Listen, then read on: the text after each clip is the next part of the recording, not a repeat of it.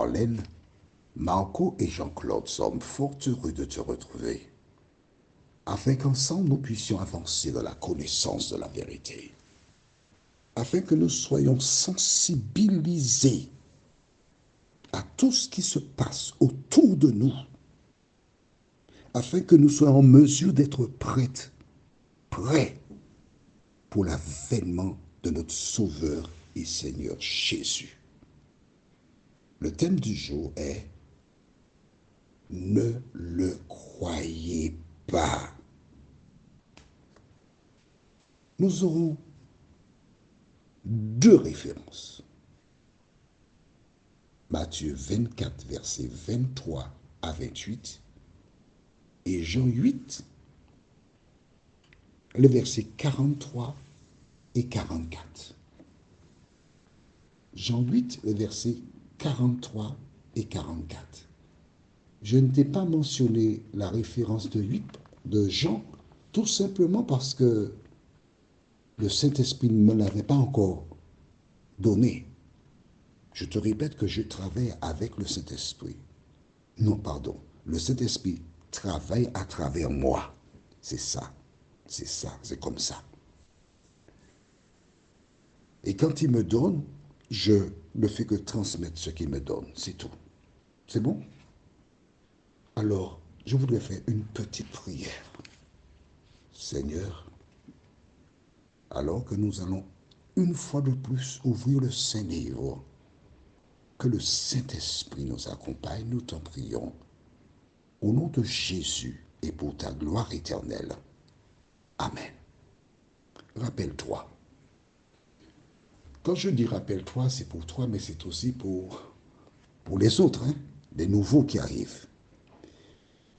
Allons dans Matthieu chapitre 24 à partir du verset 1er.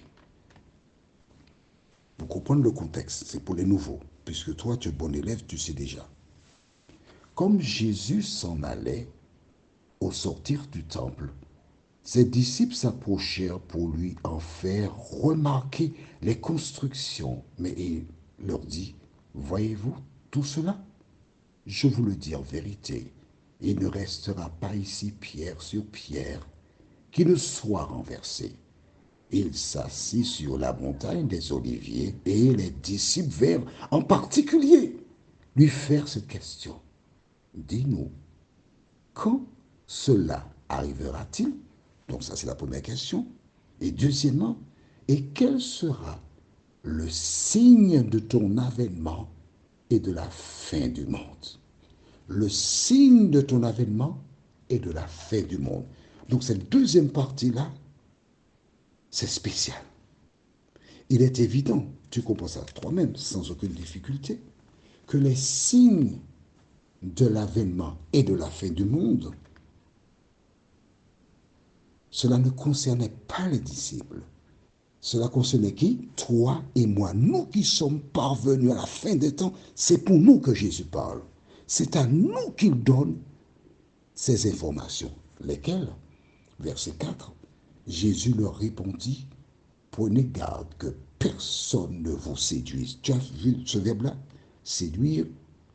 Prenez garde, faites attention. Parce que la base du royaume du diable, c'est la séduction. C'est ce qu'il a fait en Éden. Il a séduit Ève. Elle est tombée dans le panneau. Et chaque jour, il séduit de nombreuses personnes. Tous les humains. Il cherche à les séduire, à les détourner de la sainte parole. Et Jésus déclare, prenez garde. On pourrait dire, faites attention que personne ne vous séduise. Il n'est pas question du diable. Jésus identifie clairement, il dit que personne, un humain comme toi, ne te laisse pas séduire. Pourquoi? Parce que Jésus continue en disant, car plusieurs viendront sous mon nom, iront jusqu'à dire, je suis Jésus. Disant, c'est moi qui suis le Christ. Et ils séduiront beaucoup de gens. Est-ce que tu as vu? Pour la deuxième fois, Jésus parle de séduction. Mais nous avons aussi vu toujours au même chapitre, les versets 11 et suivants.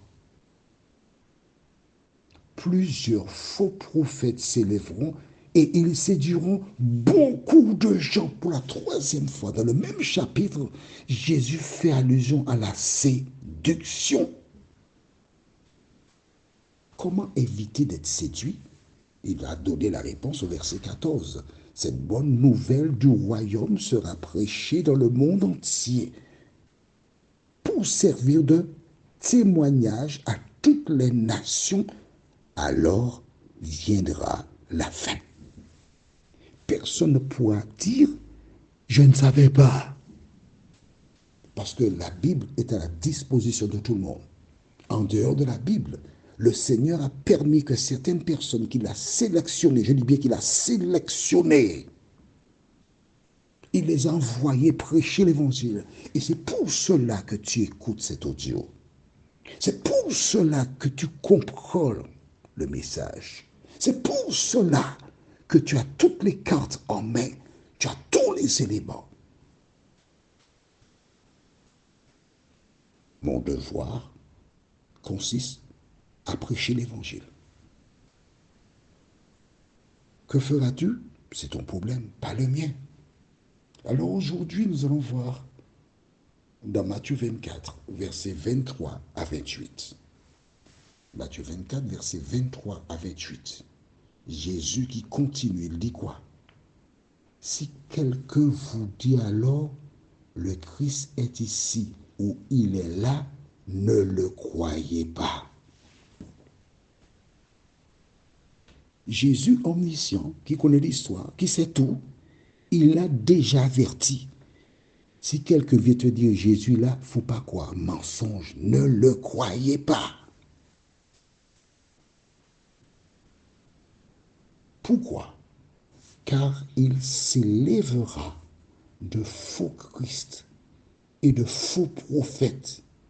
Ils feront de grands prodiges et des miracles au point de, quel verbe? Quel verbe? De séduire. S'il était possible, même les élus. Voilà pour la troisième fois dans le même chapitre que Jésus utilise le même verbe, séduire. Ce n'est pas du pléonasme. Ce n'est pas de la répétition. C'est du renforcement. À plusieurs reprises, j'ai eu l'occasion d'aller sur Internet. Tiens, en Russie, un homme qui ressemble aux images de Jésus, dans un lieu précis, qui apparaît à certains moments. Et déjà le vénère, il sort, on l'a arrêté, etc. Mais il a sévi pendant longtemps. Je ne sais pas s'il est toujours là, mais tu tapes et tu verras des Jésus un peu partout dans le monde. Et Jésus, le vrai, avait déjà annoncé, il s'élèvera de faux Christ. J'aime beaucoup le verset 24. Je le relis avec toi, car il s'élèvera de faux Christ et de faux prophètes. Ils feront de grands prodiges et des miracles au point de séduire, de séduire. S'il était possible, même les élus, c'est tellement bien fait que les élus pourraient même être tentés de tomber dans le panneau. Mais aucun élu ne tombera dans le panneau. Parce que tous les élus, toutes celles et ceux qui seront sauvés, auront pour base la lecture de la parole de Dieu.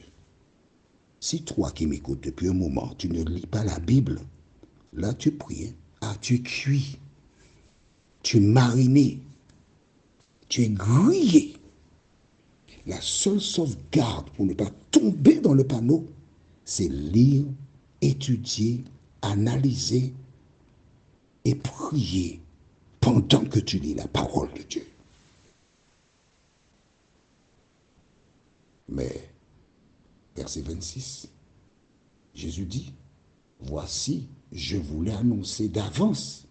Si donc on vous dit, voici, il est dans le désert, n'y allez pas. Voici, il est dans les chambres, ne le croyez pas. Car comme l'éclair part de l'Orient et se monte jusqu'en Occident, ainsi sera l'avènement du Fils de l'homme. En quelque lieu que soit le cadavre, là s'assembleront les aigles. Tu as entendu, il t'a dit, si on te dit qu'il est dans les jambes, n'y allez pas, ne va pas. Ne va pas. Pourquoi? Je vais juste regarder. Il t'a dit de ne pas aller. Tu es trop têtu. Allons rapidement dans le livre de Jean 8, versets 43 et 44. N'oublie pas cette déclaration. Pourquoi ne comprenez-vous pas mon langage? Parce que vous ne pouvez écouter ma parole. Vous ne pouvez. Il y a des personnes qui m'entendent parler là, même elles ne peuvent pas vraiment écouter. Pourquoi? Vous avez pour père le diable et vous voulez accomplir les désirs de votre père. Il a été meurtrier dès le commencement et il ne se tient pas dans la vérité parce qu'il n'y a pas de vérité en lui. Lorsqu'il profère le mensonge, il parle de son propre fond car il est menteur et le père du mensonge. Voici pourquoi Jésus a dit, n'y va pas. Il ne faut pas aller. Parce que si tu vas, tu seras tenté et tu vas te prosterner devant lui. C'est ce qu'il recherche. Et tu as perdu la vie éternelle. Tu seras exactement comme la femme de l'eau. Elle avait la connaissance. Elle était sur le chemin du salut. Mais son cœur était encore attaché à Sodome. Je voudrais te dédier une chanson. Rends-toi maître de nos âmes. C'est le titre. Le chant dit, rends-toi maître de nos âmes. Esprit Saint, Esprit d'amour, viens de tes divines flammes nous embraser en ce jour, ô viens. Esprit de Dieu, fais-nous sentir ta présence. Revêt-nous de ta puissance et baptise-nous de feu. Esprit de Dieu, baptise-nous de feu. Prions, Seigneur. C'est sérieux.